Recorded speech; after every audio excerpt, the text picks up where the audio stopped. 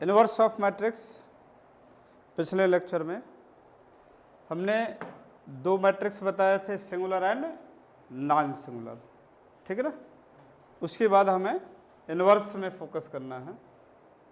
Non singular matrix ये बताया था, matrix is said to be non singular if determinant of A is not equal to 0। एक singular बताया था कि जिस मैट्रिक्स का डिटर्मिनेंट 0 है वो सिंगुलर होता है, ठीक है ना। अब हमें फोकस करना है इनवर्स ऑफ मैट्रिक्स में। Let A B any matrix then matrix B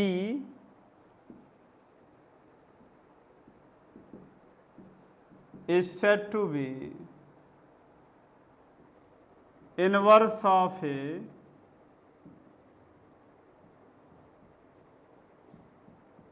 if AB is equal to BA is equal to identity।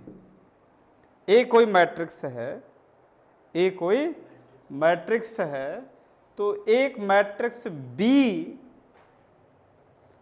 Inverse कहलाएगा इस ए का यदि हम ए और बी को ऑपरेट कर दें, और या तो बी ए को ऑपरेट कर दें, यानी बी को चाहे ए के लेफ्ट साइड में प्लेस दे दें या राइट साइड में प्लेस दे दें, लेकिन कहीं से भी ऑपरेट करें मिलना क्या चाहिए, आइडेंटिटी मिलना चाहिए। यदि ऐसा है तो बी ए का इनवर्स कहलाएगा, और दैट इज हम ये कह सकते हैं कि जो b को हम नोटेशन देंगे b is equal to A inverse ही होगा, b is equal to A inverse.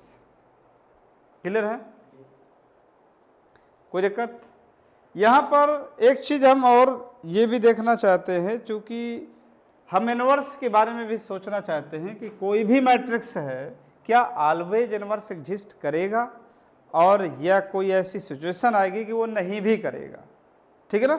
तो इनवर्स की हमने डेफिनेशन पढ़ा है ए बी बराबर बी ए, एक तो यही वाली पढ़ा है, तो पहले तो हम इसी से फोकस करेंगे, ठीक है ना। देखते हैं किसका इनवर्स मिलेगा, किसका इनवर्स नहीं मिलेगा। A B is equal to identity हमने कहा, ठीक है ना। अब इसका हम क्या करते हैं, डिटर्मिनेंट करना चाहते हैं, टेकिंग डिटर्मिनेंट बोथ साइड। जैसे ही डिटर्मिनेंट टेक करेंगे तो ए बी का determinant is equal to determinant of identity. अब मैट्रिक्स ए और बी दोनों ऑपरेट हो रहे हैं, और दोनों के दोनों हमारे मैट्रिक्स क्या हैं, सेम ऑर्डर के हैं। तो यदि मैं इसका डिटर्मिनेंट फाइंड करूंगा ए बी के प्रोडक्ट का, तो ये हमने पढ़ा है कि इसका determinant determinant of A into determinant of B होता है, सही है, और आइडेंटिटी का डिटर्मिनेंट 1 होता है। क्लियर है, A determinant of A determinant of B equal to 1 आ गया। अब यदि हम ये कंसीडर कर लें कि हमारा मैट्रिक्स जो ए है वो सिंगुलर है, कैसा है, सिंगुलर है, और सिंगुलर है तो उसका डिटर्मिनेंट 0 होगा कि नहीं, और यदि यहाँ हमने 0 सब्स्टिट्यूट कर दिया ना, तो 0 डिटर्मिनेंट ऑफ बी बराबर 1, यानी ये मुझे नज़र आ जाएगा कि 0 इज इक्वल टू 1। क्या ये पॉसिबल है कि 0 1 के बराबर हो जाए, which is not possible,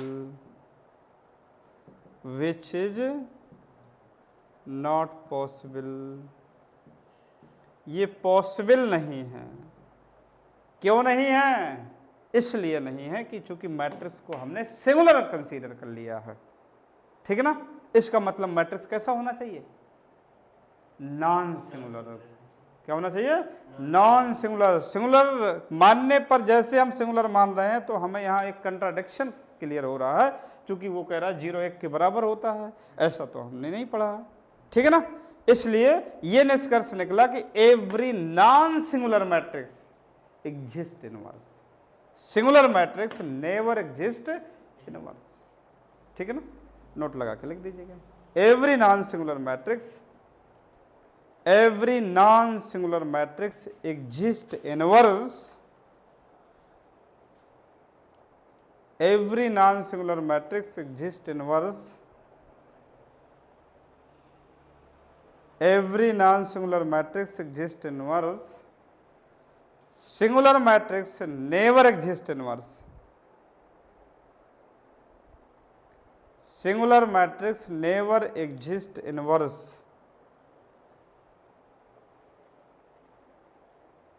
non singular inverse exist करता है, लेकिन सिंगुलर कभी इनवर्स एग्जिस्ट नहीं करता है।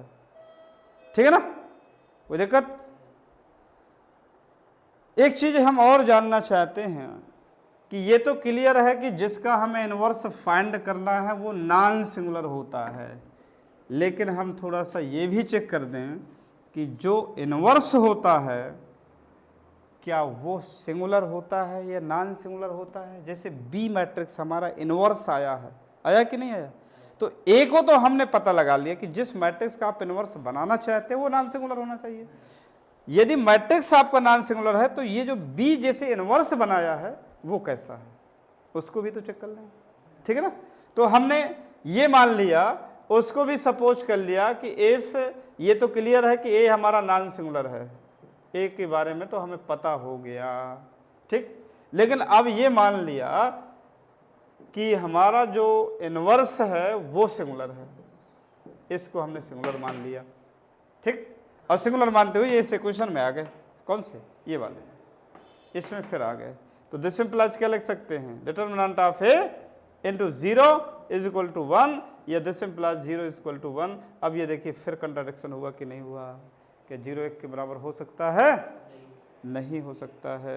ये भी नॉट पॉसिबल की कंडीशन हो गई, विच इज नॉट पॉसिबल,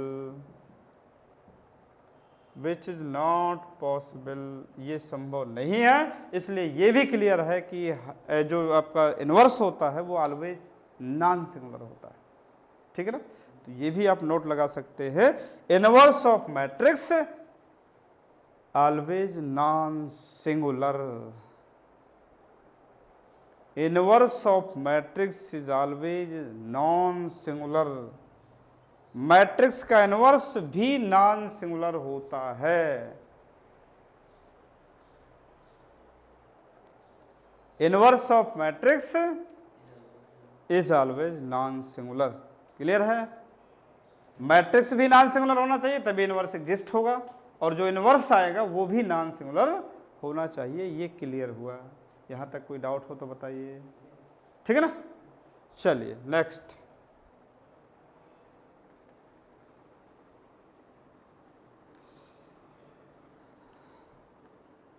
अब नॉन सिंगुलर सिंगुलर की कंडीशन हमने देखी है, तो ये भी देखिए, हमने ये भी एक पढ़ा था, हमने ये बताया था कि a into adjoint of A is equal to determinant of A into identity, जो भी मिला हो। याद आ रहा है कुछ? ठीक है ना, अब हम ये समझ लें, यहां से भी हमें मैट्रिक्स का इनवर्स फाइंड करना है। क्या फाइंड करना है? इनवर्स फाइंड करना है।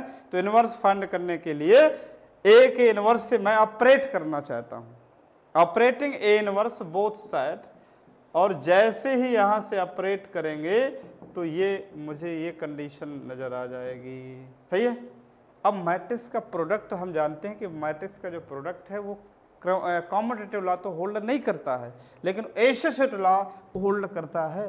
तो बाई एसोसिएटिव लॉ के चलते इसको मैं लिख सकता हूं A inverse A into joint of A is equal to, और मैट्रिक्स ही ऑपरेट होता है। यदि स्केलर होता है तो स्केलर को बाहर कर लेते हैं, ये स्केलर है तो ये स्केलर हो गया, और ए इनवर्स को आइडेंटिटी से ऑपरेट करेंगे तो ए इनवर्स ही आएगा। सही है। अब ये बताओ क्या हो जाएगा, ए इनवर्स ए किसके बराबर? ए इनवर्स ए आइडेंटिटी के बराबर। So identity into adjoint of A is equal to determinant of A into A inverse. Identity को एडजॉइंट से फिर ऑपरेट करेंगे तो फिर एडजॉइंट ही हो जाएगा। डिटर्मिनेंट ऑफ ए इनवर्स, यदि ए इनवर्स की वैल्यू मैं फाइंड करूंगा तो मुझे ये मिला, एडजॉइंट ऑफ ए बटे डिटर्मिनेंट ऑफ ए। अब इसे भी समझ लो, यहाँ से भी बताओ इनवर्स कब एग्जिस्ट होगा? क्या ऑलवेज इनवर्स एग्जिस्ट होगा? ऑलवेज इनवर्स एग्जिस्ट नहीं होगा। यदि ये सिंगुलर हो गया ना तो ये अनडिफाइंड हो जाएगा। यहां से भी क्लियर है कि हर मैट्रिक्स इनवर्स वही एग्जिस्ट करेगा जो नॉन सिंगुलर हो। बात समझ में आ गई? तो इनवर्स फाइंड करेंगे तो यहां से फाइंड करेंगे, इस बात को ध्यान दीजिएगा। यहां से हम मैट्रिक्स का क्या फाइंड कर सकते हैं, इनवर्स फाइंड कर सकते हैं। क्लियर है, कोई दिक्कत? एक छोटा सा 2 ऑर्डर का इनवर्स देख लेते हैं। ये भी हमने फार्मूला देख लिया, इनवर्स ऐसे फाइंड करेंगे वो भी समझ लेते हैं।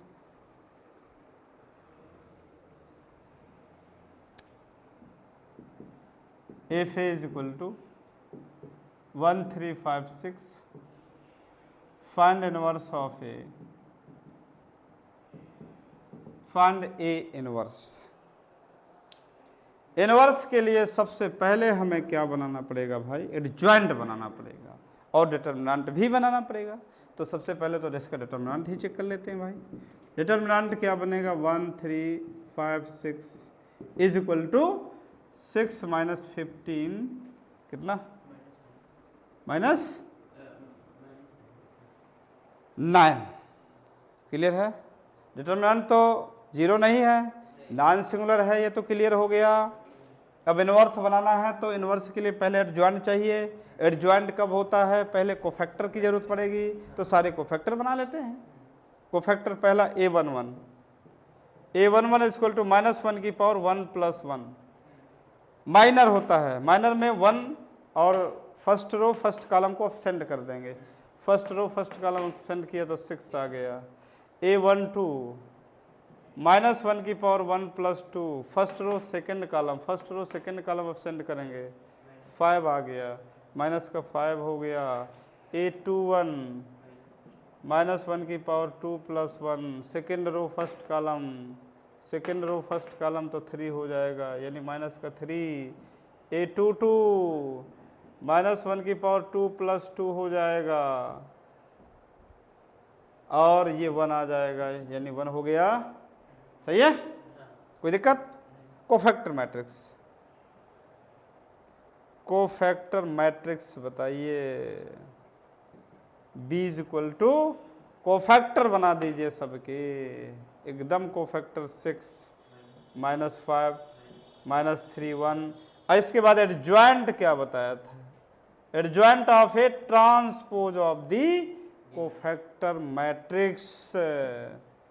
सो adjoint of A is equal to, इसका ट्रांसपोज कर दीजिए, ये ट्रांसपोज किया 6 माइनस के 5 -3 1। नहीं समझ में आया? इसके बाद ए इनवर्स, ए इनवर्स में हमें क्या करना है, ए इनवर्स में हम छोटा सा फार्मूला पढ़े हैं, A inverse is equal to, A inverse is equal to adjoint of A upon determinant of A. सही है, A inverse is equal to adjoint of A upon determinant of A, या इधर कर देते हैं भाई, A inverse is equal to adjoint of A upon determinant of A, या A inverse is equal to determinant of A कितना आया है, -9, तो यानी 1/-9 हो गया। और एडजॉइंट आपके सामने ये लिखा हुआ है 6 -3 -5 1। क्लियर हुआ कि नहीं? यही मैट्रिक्स का इनवर्स है। कोई डाउट? बन जाएगा, क्वेश्चन बना लो, ना सॉल्व कर सकते हो, ठीक है ना? कोई डाउट हो कहीं तो बता दीजिए। इनवर्स भी क्लियर? इस जैसे 2 ऑर्डर का है वैसे 3 ऑर्डर का है।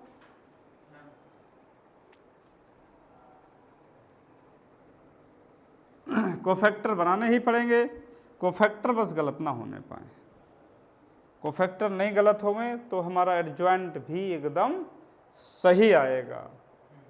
अब हमें एक थ्योरम यहाँ करना है कि हमने इनवर्स तो पढ़ा है, अब एक थ्योरम है कि जो भी आपका मैट्रिक्स होता है नॉन सिंगुलर, वो केवल एक इनवर्स रखता है, ऐसा प्रूफ करके दिखाना, ठीक है ना?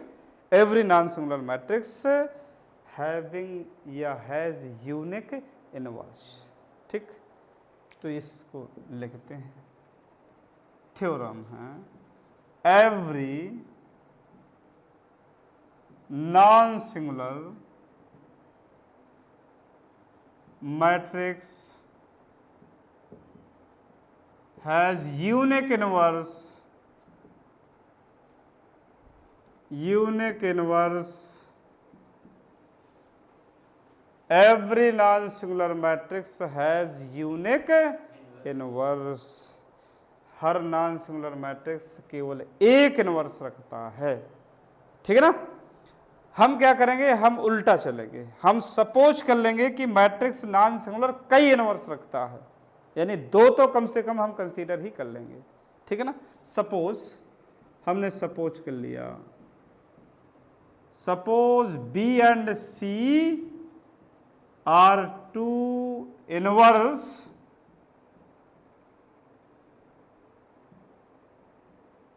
Of matrix A. Matrix A के दो इनवर्स मान लिए हमने, एक बी और एक सी। सिंस बी इनवर्स है, B is inverse of A, so this implies A B बराबर बी ए बराबर आइडेंटिटी लिख सकता हूं कि नहीं? सही है। And since C is inverse of A, तो ए सी बराबर सी ए बराबर आइडेंटिटी। नहीं समझ में आया? क्लियर है? ए बी बराबर बी ए बराबर आइडेंटिटी और ए सी बराबर सी ए बराबर आइडेंटिटी। हमने ये दो जो सपोज किए हैं ना, इनवर्स बी और सी, यदि इन दोनों को हम इक्वल प्रूफ कर दें तो यानी इससे स्पष्ट हो जाएगा कि हमारे मैट्रिक्स के पास एक ही इनवर्स होता है। हमने सपोज तो दो कर लिया, उसने केवल यूनिक की बात किया है, तो हमने दो सपोज कर लिया, और यदि दोनों को सेम प्रूफ कर दे रहे हैं तो एक ही तो बचा। ठीक है ना। अब देखिए हम इसको कंसीडर कर लिए, जो दिया है गिवन ए बी बराबर आइडेंटिटी। सही है, कोई दिक्कत? Operating C both side, operating matrix सी बोथ साइड, एक मैट्रिक्स सी से हम दोनों तरफ ऑपरेट करना चाहते हैं। इन लेफ्ट, लेफ्ट से ही ऑपरेट कर देते हैं। ठीक है ना। तो ये हो जाएगा C A B is equal to C into identity. Matrix का प्रोडक्ट हम ये जानते हैं कि एसोसेटुला ऑलवेज एग्जिस्ट करता है, तो बाई एसोसेटुला के चलते इसको लिख सकते हैं C A into B is equal to C. नहीं समझ में आया? ए सी या सी ए किसके बराबर है? तो क्या यहां आई नहीं रख सकता? तो दिस इम्प्लाइज आई, ये A B is equal to identity given है, इसे हमने कंसीडर कर लिया। Operating C both side, operating C both side in left,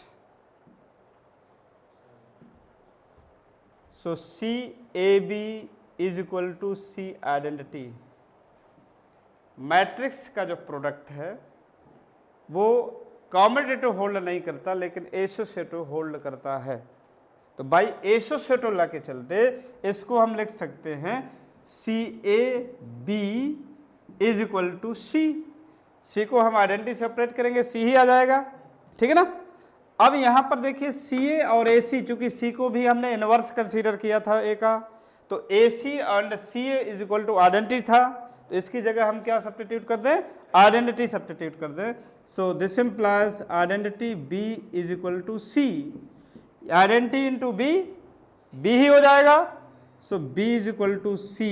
अब हमने ये दो इनवर्स कंसीडर किया था कि बी और सी दो इनवर्स हैं ए के, लेकिन ये दोनों कैसे नजर आ रहे हैं? दोनों सेम है। इसका मतलब जो भी नॉन सिंगुलर मैट्रिक्स है वो सिर्फ यूनिक इनवर्स रखता है। क्लियर है? Every non singular matrix exist unique inverse. क्योंकि हमने दो इनवर्स सपोज कर लिया था कि दोनों इनवर्स हैं, लेकिन वो दोनों के दोनों कैसे हो गए? सेम हो गए, और जब सेम हो गए तो यूनिक हो गया। क्लियर है? कोई डाउट? नेक्स्ट।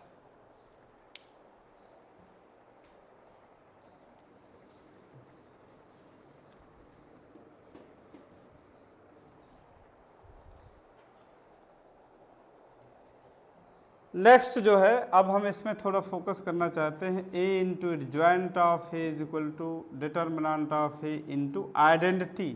ये हमने प्रूफ किया था, ठीक है, पीछे किसी लेक्चर में ये प्रूफ किया था। अब हमारा मकसद क्या है कि इसका हम डिटर्मिनेंट फाइंड करना चाहते हैं। क्या फाइंड करना चाहते हैं? Determinants. So taking determinant both side, determinant of A into adjoint of A is equal to determinant of A into identity. A matrix है, एडजॉइंट भी मैट्रिक्स है। अब इसी ए का ही एडजॉइंट है, तो क्या दोनों सेम ऑर्डर के नहीं होंगे? तो हमने एक प्रॉपर्टी बताया था कि A and B are two matrices of same order, so determinant of product of A B is equal to determinant of A determinant of B. तो हम इसको दोनों तरफ सेम ऑर्डर के हैं, इसलिए डिटर्मिनेंट ऑफ ए लिख सकते हैं, डिटर्मिनेंट ऑफ एडजॉइंट ऑफ ए लिख सकते हैं, इज इक्वल टू, इधर आइए भाई, ये जो है डिटर्मिनेंट ऑफ ए एक स्केलर क्वांटिटी है। तो हमने ये एक प्रॉपर्टी बताई थी कि के ए का डिटर्मिनेंट इज इक्वल टू क्या होता है? के की power N into determinant of A. चूंकि जब भी मैट्रिक्स में हम किसी से ऑपरेट करते हैं तो एवरी मेंबर्स में ऑपरेट होता है, इसलिए आइडेंटिटी एन ऑर्डर की रखी है। डिटर्मिनेंट ऑफ ए से ऑपरेट हो गया उसमें, और फिर डिटर्मिनेंट करना है, ठीक है ना।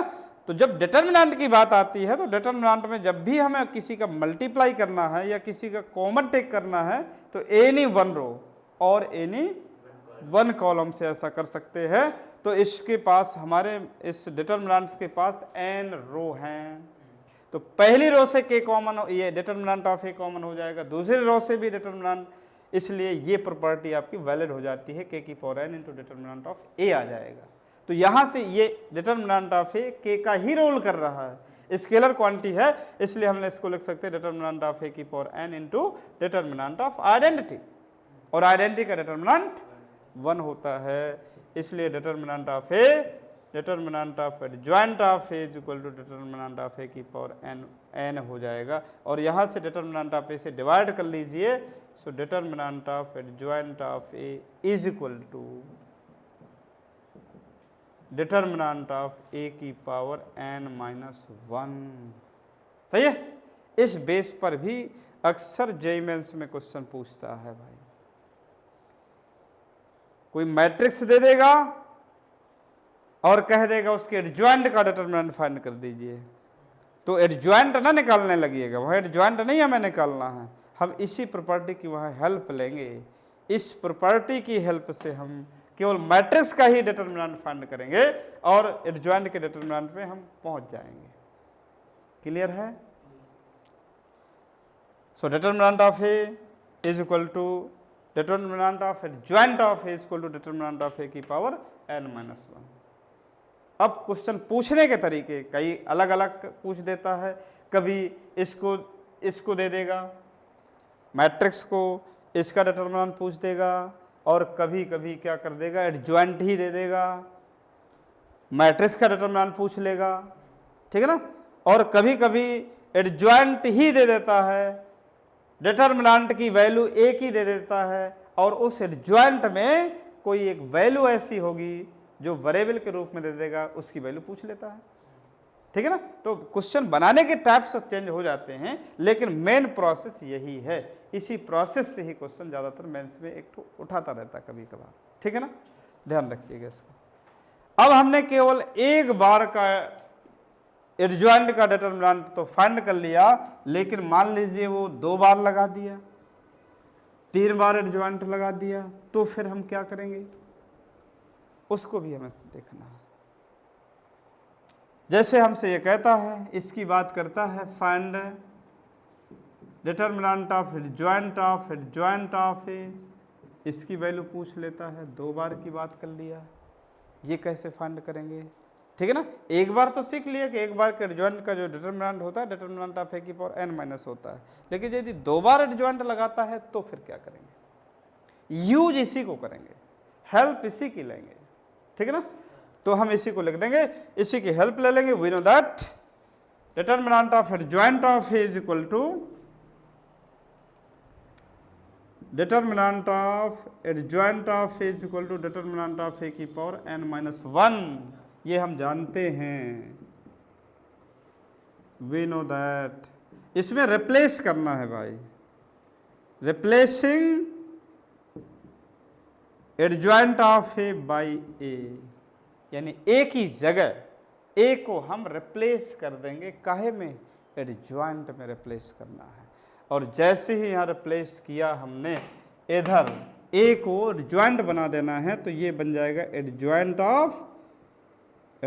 Of A is equal to, अब इधर रिप्लेस ए की जगह किया तो यहाँ भी रिप्लेस करना पड़ेगा, हमने इधर भी रिप्लेस कर दिया, एडजॉइंट ऑफ ए डिटर्मिनेंट की पावर n माइनस 1, सही है। या this implies adjoint of A is equal to, अब एडजॉइंट ऑफ ए की वैल्यू क्या है, इसकी वैल्यू यहाँ सब्स्टिट्यूट कर देंगे, तो ये है डिटर्मिनेंट ऑफ ए की पावर n माइनस 1 और होल पावर ये वाली है n माइनस 1, नहीं है, क्या बना है,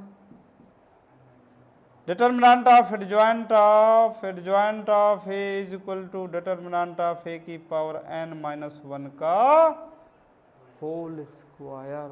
नहीं समझ में आया है, यानी दो बार यहां से क्लियर है कि यदि आपने एक बार एडजॉइंट लगाया तो डिटर्मिनेंट ऑफ ए की पावर n माइनस 1 की पावर 1 ही रहेगा, दो बार एडजॉइंट लगाया तो पावर 2 आ गई, सही है। इसी तरह तीसरी बार सिमिलर की हम कंडीशन अप्लाई कर देते हैं, similar determinant of adjoint of A is equal to determinant of A की power n minus 1 whole power 3, सही है। कंटिन्यू इन दिस प्रोसेस हम ये लिख सकते हैं, एडजॉइंट ऑफ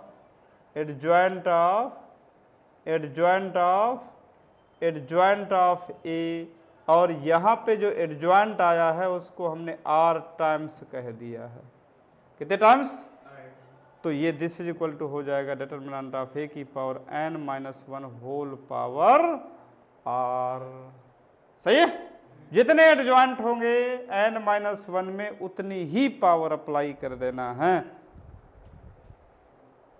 कोई डाउट हो तो बताइए, क्लियर है।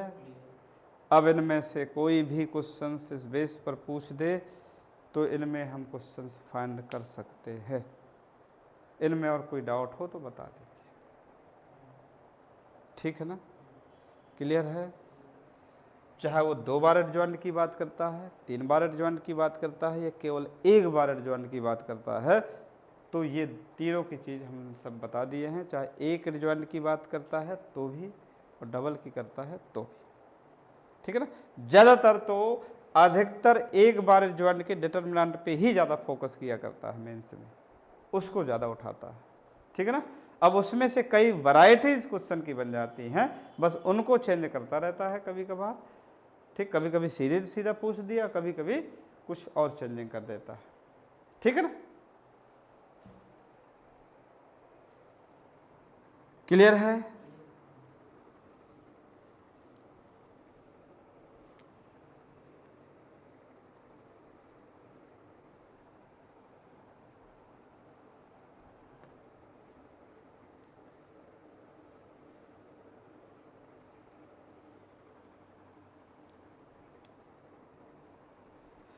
इनवर्स में हमें एक चीज़ और रह गया है, इनवर्स के थोड़ा सा डिटर्मिनेंट में फोकस करना है, वो हम कैसे फाइंड करेंगे। जैसे हमने ये जानते हैं कि ए इनवर्स बराबर आइडेंटिटी होता है, होता कि नहीं होता, ए इनवर्स बराबर आइडेंटिटी, यहाँ पर ए मैट्रिक्स है, उसका इनवर्स है, दोनों के आर्डर तो सेम है ही है और दोनों नॉन सिंगुलर होते ही होते हैं। हम डिटर्मिनेंट टेक कर लेते हैं, ठीक है ना, taking determinant both side, determinant of A inverse is equal to identity होगा कि नहीं होगा, A and B are same order, so determinant of A inverse is equal to हो जाएगा determinant of A inverse is equal to 1। या this implies determinant of A inverse यदि find करना हो तो 1 डिटर्मिनेंट ऑफ ए होता है। सही है? यदि मैट्रिक्स का डिटर्मिनेंट हमें गिवन है तो उसके इनवर्स का भी डिटर्मिनेंट हम फाइंड कर सकते हैं। क्लियर है? कोई डाउट हो तो बताइए। ठीक है ना? तो determinant of A inverse is equal to 1 determinant of ए।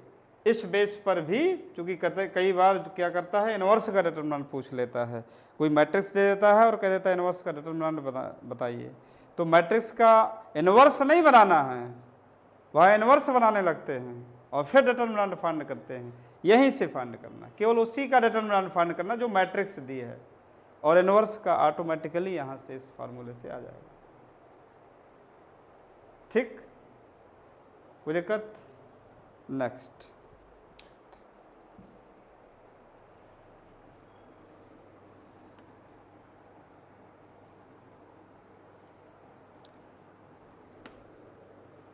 एक क्वेश्चन लिखो भाई।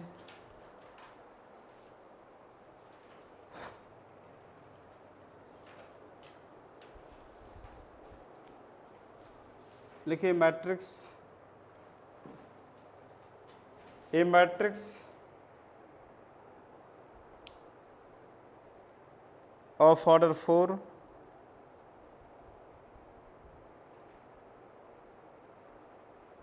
having determinant 2, then find determinant of adjoint of A।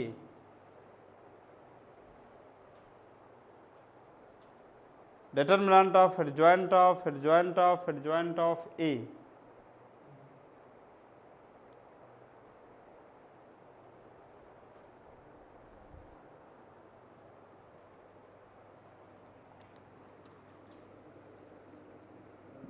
ये हमने फार्मूला देखिए अभी पढ़ा था, adjoint of A determinant is equal to determinant of A की पावर n-1 की पावर 3। जितने टाइम्स एडजॉइंट है वही n-1 में पावर सप्लाई हो जाएगा। अब n की वैल्यू हमें मालूम है भाई, n क्या है? ऑर्डर ऑफ मैट्रिक्स है। क्या ऑर्डर दिया है? 4 दिया है। मैट्रिक्स ए का डिटर्मिनेंट क्या दिया है? 2 दिया है। 4 - 1 की पावर 3, 2 का पावर 3 की पावर 3 यानी 2 का पावर 27 हो जाएगा। ये आपका रिजल्ट हो। सही? कोई दिक्कत? नेक्स्ट एक क्वेश्चन और।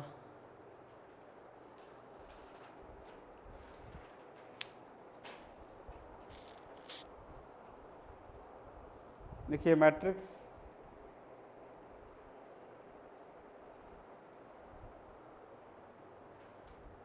Of order 4 having determinant 3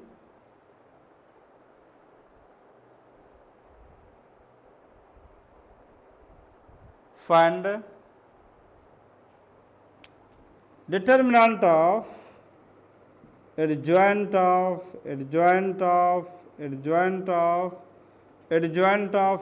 A inverse।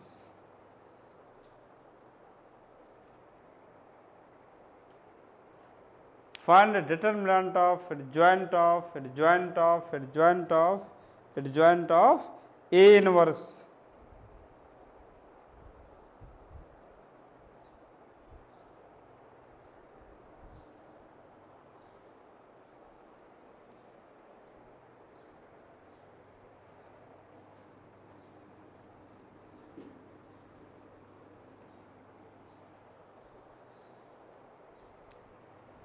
इसमें देखिए एडजॉइंट ऑफ ए इनवर्स क्या पढ़ा है? डिटर्मिनेंट ऑफ ए इनवर्स की पावर n-1 होल पावर 4।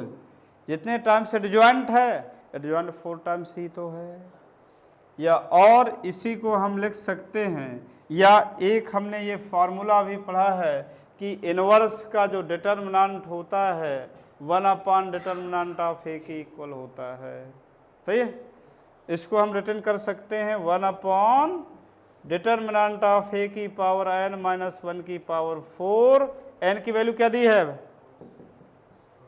और a का डिटर्मिनेंट क्या दिया है 3, ये 4 माइनस 1 की पावर 4 1/3 की पावर 3 की पावर 4, 3 की पावर 4 कितना होता है भाई? क्या होता है 81। तो 1/3 की पावर 81। सही है, तो ये भी क्लियर हो गया। एडजॉइंट में चाहे जितनी बार डिटर्मिनेंट लगाए इसको हम सॉल्व कर सकते हैं। यहाँ तक कोई डाउट हो तो बताइए, ठीक है ना, क्लियर? यहाँ पे तो कोई समस्या नहीं होनी चाहिए, ठीक। बाकी इसके बाद नेक्स्ट लेक्चर में देखेंगे।